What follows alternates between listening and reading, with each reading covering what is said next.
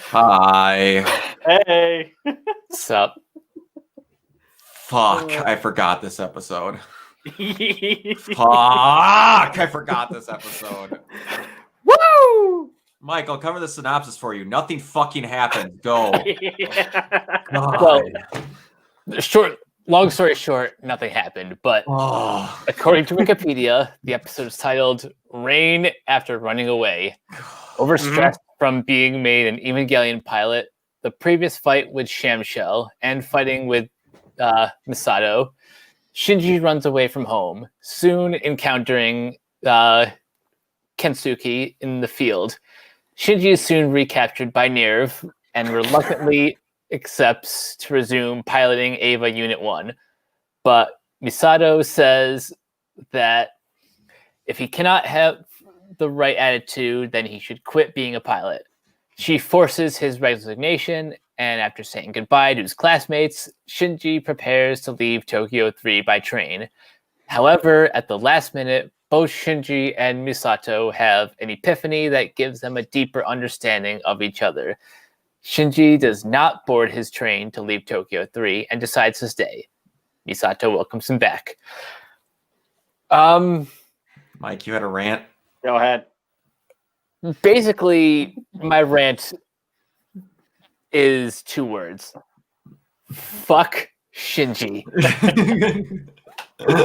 This miserable piece of... Remember how mad you were for 3 episodes with Simone?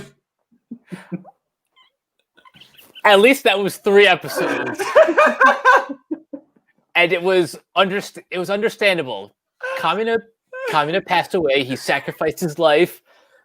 And, they were bros. So, I understood that. Was it frustrating to watch? Sure. This was an entire episode of only the frustrating parts. and I usually don't squirm when I'm watching filler episodes, but this one made me squirm. It made me actively say, "Come on, get on with it. What's the story here?" You didn't get the deep ingraining story and plot filling details of Shinji watching that couple fucking in the theater? Even right after he said, "I gotta get home," I guess I'll go see a movie first. Yeah. No, this is the equivalent. Before we get too far, I'm going to make a Fresh Prince of Bel-Air reference here. Not something I thought I was going to do, but now I remember this episode.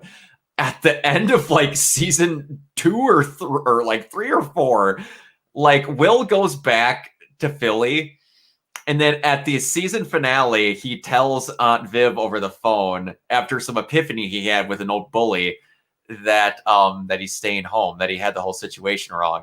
Then the next episode right after it, Quincy no, it's not Quincy Jones, some executive from the development company that makes the Fresh Prince of Bel-Air literally drives up to the restaurant that he's working at and goes, "Will, what are you doing?" He's like, "What? I'm going to stay here. No, you have a show to make. Get in the van." And they throw him in and he just starts the show again. This is literally this episode. Yep. Yeah, this was my least favorite episode as a kid. Just think about, because, that's the kind of episode you want to see when you're 11 and all you want to see are robots fight giant monsters moping. And I get it. It's character development and all that stuff. It's development. And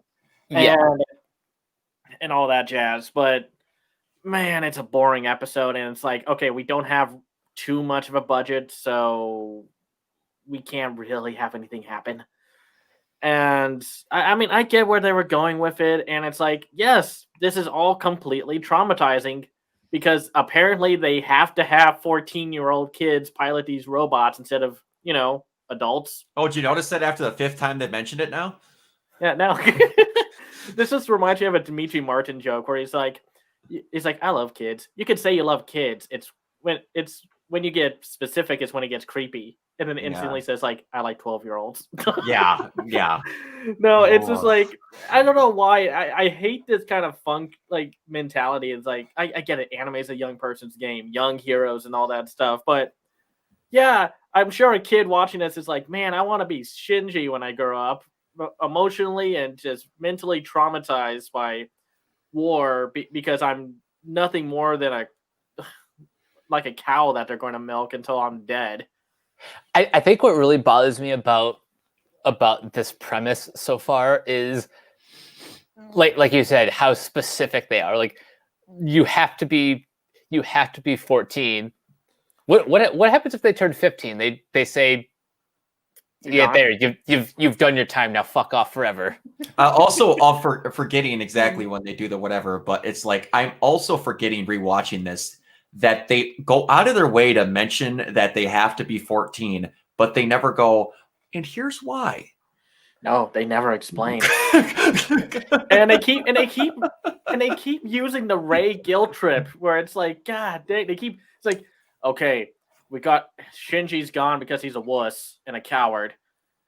Let's get Ray back because she's still recovering and all that stuff. But let's just keep reminding everyone how just it's like the other side of the scale of piloting an Avo of Ray, just because so far we've seen Ray in nothing but bandages and just really doing nothing. Yeah, and I actually kind of like the stuff with the bolt with Toji and such. Though I also forgot how many times this whole show in this one episode is just like, man, Misato's hot, isn't she? Yeah, she's hot. Yeah, yes, totally. 5 minutes later, oh hey, it's that babe. Yeah, she's hot. Man, Shinji is lucky without thinking about the traumatizing strain that Shinji is going through. I don't think I've heard more repetitive dialogue in a single episode than this one. Yeah. No, there's not. I mean. And then it tries to get avant-garde with the visuals, and hey, that's cool and all, but and then the whole hedgehog thing at the end. I have never heard of the hedgehog dilemma in my life outside of the show. I feel like this was, for some reason, I thought that was the original title of this episode for some reason, because I remember that specifically, and oh gosh, just this is so far my least favorite episode, or probably the worst episode of the show. I forgot that for a solid 30 seconds they stare at each other and all you hear is the fucking train announcer, and then all you get is, I'm home. Welcome home, Shinji. See, I could see that working. That I've seen that work before, but it's like, I don't like Shinji. This is a problem with anime taking for everything from Ava, and that means having a whiny little baby of a pilot like Shinji as your main character. He's not endearing. I mean, I get it.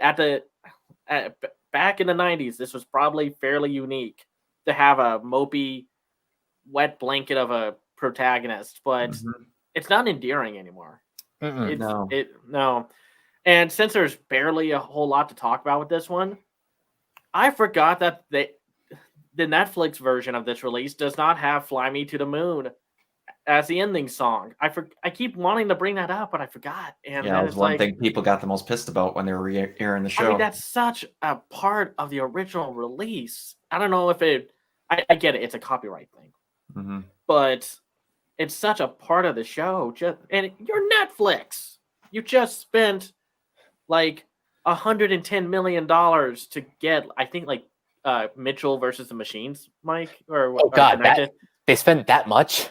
I think they spent that much. I'm just saying, it's like you're spending money and burning it left and right. Get the rights. Come on. But part of me honestly wonders if that was the musical artist's choice. Maybe. I can understand if that's the case. Because like they got Cruel Angel's Thesis at the start of it, but they didn't get that. So it was just like both of those are pretty well known. And I don't remember if it was both exactly written the whole 9 by both the same people. but part of me, and the only thing I can think of, like you said, they've got money to burn.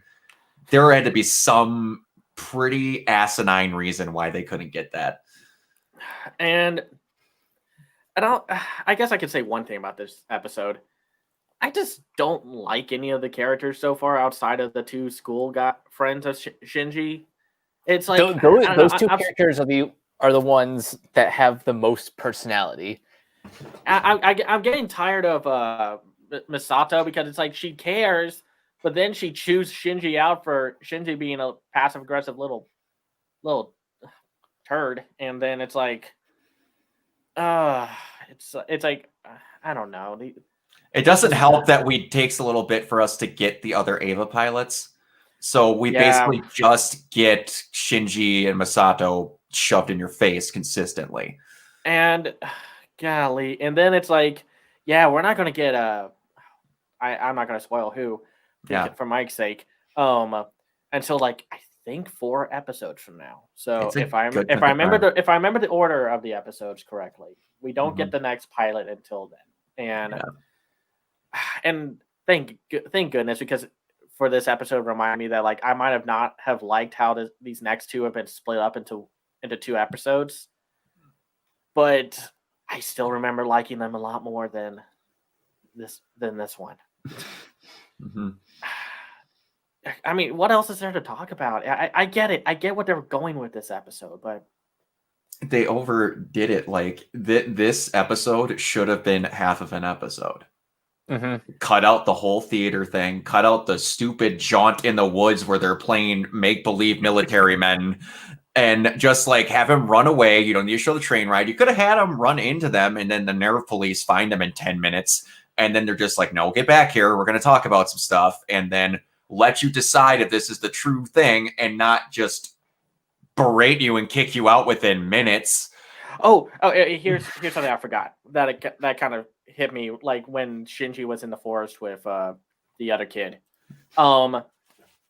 If these 14-year-old pilots are such an important thing to this operation, why did they wait so long to go and find Shinji? Like, I don't know, did they not like put a little tracker on him or something? I mean, I have no idea. It's like this reminds me of why I get annoyed with Gainax animes from time to time, and I was like this with Fooly Cooly or FLCL, and because it's like, oh, the main kid is just gone for an undetermined amount of time, and the dad seems like, okay, no worry, nothing. He's like middle school at the oldest, from what I remember correctly. We'll have to do a fresh takes on the first FLCL. and the worst part is there was no point for them to go find Shinji. No. All they did was punch 5 holes in his access card and then shoo him away. And they were already saying that they were going to rejigger Unit 1 to raise specifics. So it's not like they were going to talk with him. Yeah, so it's just another useless moment in this episode. God. They drag out so many parts. Like, I forgot how long the train sequence was. Not the one at the end, but the one in the middle and what have you. And man, this is why I like more energetic giant robot shows, because so many want to be like Evangelion, and then it's like, this is what you get. Yeah, and this is where I try to tell people that like none of my friends like mech animes. None of them. I'm incredibly shocked that I got my friend Chris to watch Gurren and then Darling, and now has actually asked me to watch Eva with him. And because I explained it to him, where most mech animes outside of like Gundam and a couple of other things have a lot more endearing things to the side that are basically what the show is about. And then all of a sudden it's like attention span for kids. Big, cool fights go. Like, you have the plot that drives you forward, what you want to care about with the characters, and then it's like they need to kick the bad guy's ass.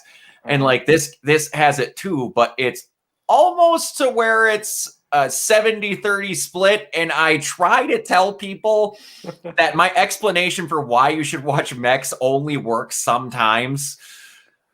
because if you don't like, if you don't like Ava within its first like 7 episodes, then you're pretty much SOL. yeah. No, this is, man, I would have been so mad if like I was covering the anime season back then, saying like, oh well, yeah, that was a pretty good first 3 episodes, and then this 4th episode hit, and I would have been so mad. Like, this was a terrible episode. Just no. Yeah. And it'll get better. We'll get more cast members and you get more interesting things. It's just that it only goes up from here. So yeah. Well, that's a relief because it goes up as far as I remember. Like I said, it goes up to a point and then I forget the rest. So yeah.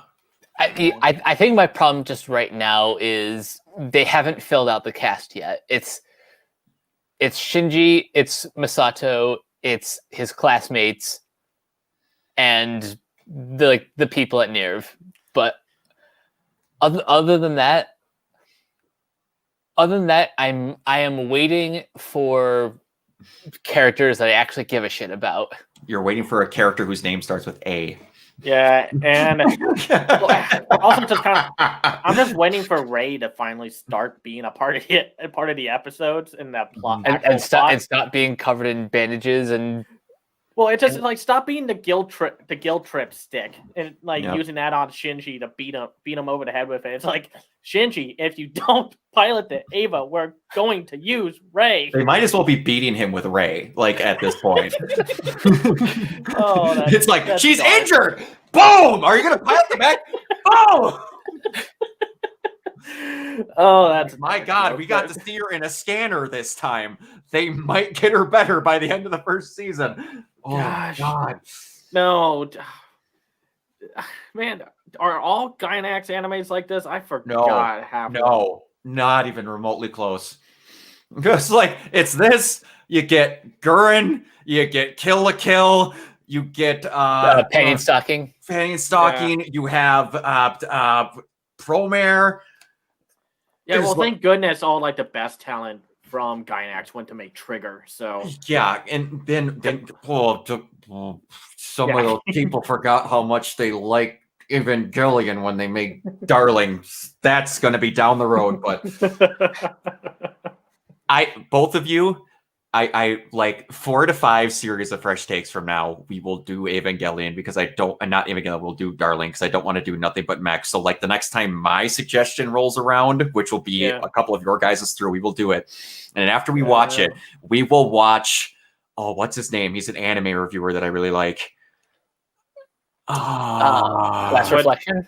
No, it's a guy. Giguk. Oh, okay. Giguk has like Darling in the Franxx in 7 minutes, and it's one of the funniest fucking videos I've ever seen in my entire life.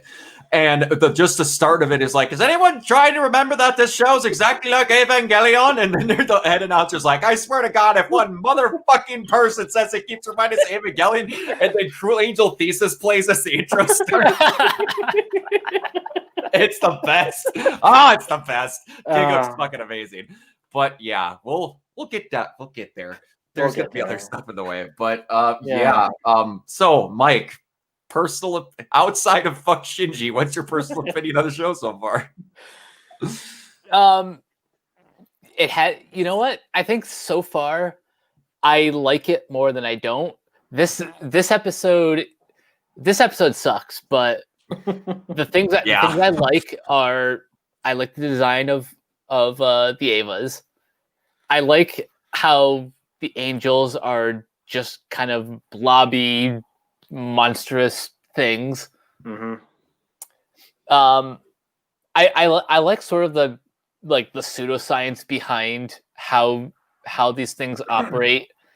And I thought the training sequence in the last episode was pretty cool.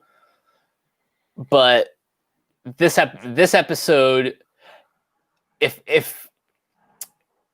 we weren't reviewing the series, that was gonna be my next question. Yeah, if we weren't reviewing the series, this would have been the I don't know moment. Yeah. No, I mean, generally speaking, I won't quit a series until I at least finish the first season. But God, this episode was like a dent in the armor. yeah, it's like you got all of season 1 of Hoops at once. Sorry, Fuck if you the know show. Mike and I from our podcast, we labeled that show the worst show of 2020, and it was just miserable. And I feel like I almost lost my co-hosting gig that day. Yikes. Yeah. Yeah. So Yeah. Worst episode. Worst episode, and it's gonna be hard for me to remember. Like, if I could, watching the 5th episode, if I could literally just suggest to people that there is no point in watching this episode. I think you could almost make an argument that you can just skip this episode. It's kind of like the barrier of getting into Goblin Slayer. If you can just kind of skip that first episode, and then you'll be fine. Same thing with Black Mirror. Yeah. The good thing about Netflix though is you don't have to watch the episode at normal speed. You can literally turn up the speed on this episode if you're getting bored. They should just relabel it. They should just relabel the episode the Mopey Sad Boy Hour, like Variety Hour. He runs away, then he didn't. The end. The end. All right. With that, God, I can't believe we got 21 minutes out of this episode. Okay, Cameron, where can they meet you? You can find me on Twitter at Cam's Eye View. I have my own website called camseyeview.biz. I review animated films on that site called The Other Side of Animation. I have a Patreon at patreon.com/camseyeview. I am also the co-host of the Renegade Animation Podcast on renegadepopculture.com. And I'm in the Renegade Pop Culture Facebook group also. So that's where you can find me. All right. Mike? You guys can find me on Twitter and Instagram at CaptainK42. Check out all my quick thought reviews on letterboxd.com/CoachK42. Find me in all the various Facebook groups just at my name. As Cameron said, we are the co-hosts of Renegade Animation. You can find that podcast on Spotify, Anchor, Apple Podcasts, wherever. You can follow Renegade Pop Culture on Facebook and Twitter at Ren Pop Culture. And last but not least, check out renegadepopculture.com. Need escape? So do we. This episode. Anyway, so you can find me everywhere at Organoid Zero, fanfiction.com, AO3 for fanfiction I help write for Ruby called the Beacon Stories Team Night, if you're into Ruby and stuff like that. On Twitch, I'm going to be getting back into more streaming, so I'm going to be getting off my ass with that. It's just that in the year of where we're in, everything's getting delayed, so can't exactly do anything like that. And then these videos on YouTube, but if you're watching it here, you already know that because I'm not putting it on Facebook because the bit rate makes me look like I'm at 2 frames a minute. So we will see you guys next time. Bye. Peace.